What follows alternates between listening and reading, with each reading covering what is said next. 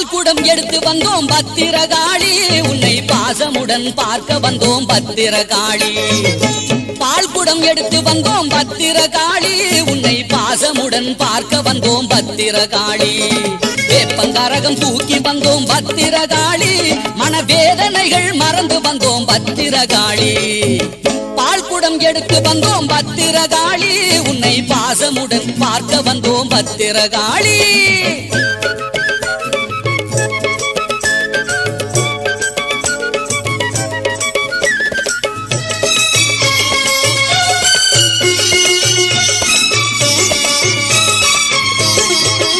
ஆடி மாதத்திலே ஆத்தா